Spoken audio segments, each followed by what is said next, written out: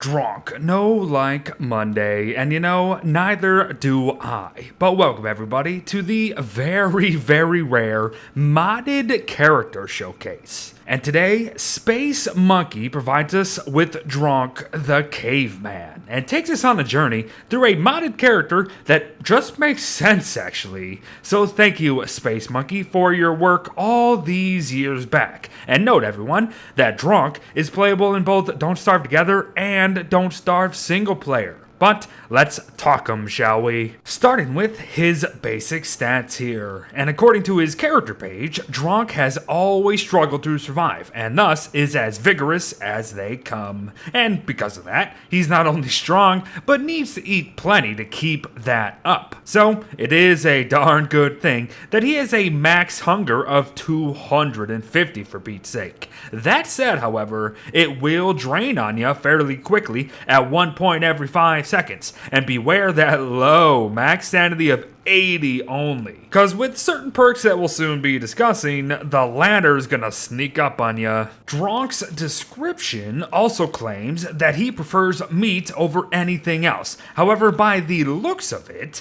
there are no actual additional bonuses for eating any meat items over anything else that you have available to you anyways. And this here kind of just begins my only concern with this character. All the perks fit ever so nicely together. So much so that I'm surprised this is a modded character to begin with, as it creates a believable caveman. However, they don't go beyond the surface of being basic. Still, they're all nice touches. Like how most evil or monstrous things have a significant impact on his mental state, due to him believing that they are in tune with the evil spirits of the world. So even the small ones, like spooters, will drain sanity quickly. Actual bloody spirits will spook him in the next week pretty much. Evil flowers are gonna frighten you even more so than ever. However, I think Drok's face beats that one out. And of course, the big bads will make it seem like I didn't even have sanity to begin with.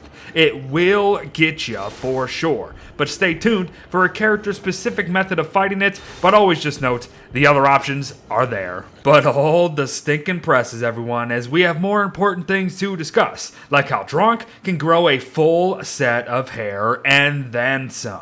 Heck, I didn't even notice it at first, as the first 2 stages of it are absolutely minuscule. However, eventually, the locks will begin to flow. So much so that after a while, Drok's face gets jealous and even starts sprouting some hair of its own, which is always lovely. And eventually, he reaches the Wookiee stage, a stage that Beard may even enter soon enough himself with the way of the world nowadays. But Drok's hair does in fact insulate him from the cold come winter, very similar to most of the other beards within the game, and it does seem to be just on par or maybe even a tad bit better than Wilson's at the end of the day. Whatever the case, it keeps you warm. So have fun, but also get primitive along the way. Drok cannot create normal tools, everyone. Instead, we have primitive versions of them in their place. And I absolutely adore this idea. However, yet again, it just doesn't go the distance. For you see, whether it's the primitive chopper here, the primitive miner, which I just gotta say, I kinda do enjoy the look of for whatever reason, or the primitive digger itself, they all have the same durability and perform the same function as their counterparts. I just would have loved to see them be less effective maybe, or have less durability, and perhaps be the only tools available to Drox even, as he would reject other technologies considering his background or something like that. Again, the ideas are so there. They just needed the expansion and risks taken to make them better. That said, I'll tell you one thing that mods never risk: making ranged mechanics dreadfully awful, and Drok's throwing spear is no different. It also has a unique recipe, I might add. The existing ranged combat mechanics of this game need to look to mods for inspiration, as not even having a basic throwing spear in a survival game is kinda nonsensical. That said, Drok has his own and can deal 54.4 damage to targets, has a range that is even better than Walter's for the most part, and has 15 uses total. It is very fun, even if it is quite powerful. But hold up, Beard. If the Spirit is supposed to do 54.4 damage, how in the bloody world are you dealing nearly 100 damage each hit to this innocent meal on wheels? Great question, friend, and it all comes down to Drok's vigorous nature that we alluded to earlier. Our caveman here has had to fight his whole life, so he has gotten quite strong over the years, 80% stronger than most to be exact. In simplest terms, all damage dealt by Drok benefits from 80% increase to a point where even normal spears will be dealing over 61 damage a hit. So yeah, that's a big one. But on to some of my favorite aspects of Drok. Wigstan and the cave paintings. You spawn in with what is known as the roundish stone,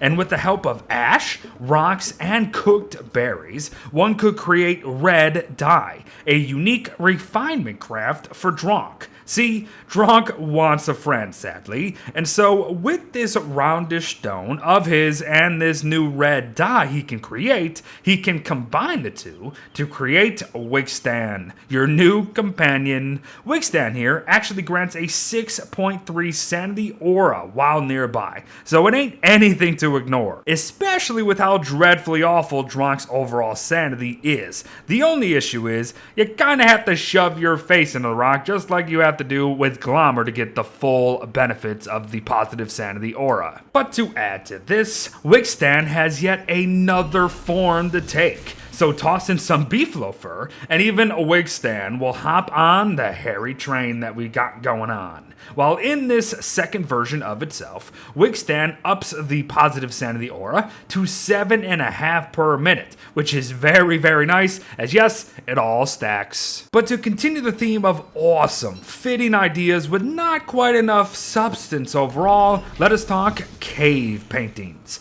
Easily crafted with but a few red dyes and rocks, cave paintings are unique structures to Drok that can be placed anywhere you please and depict the many battles, triumphs, and even just random animal encounters that Drok has had. Unfortunately, it appears that all they are pure decorations, even with several of them around you. However, they are still perfect for the character, and the effort to make them is shown tremendously. And that again is just the thing about Drok. He works so well, and what comes with him suits his whole idea to a T, yet the ideas just never get fully realized to their fullest potential. And the last idea that Space Monkey has for us today is that of the Winter Hide.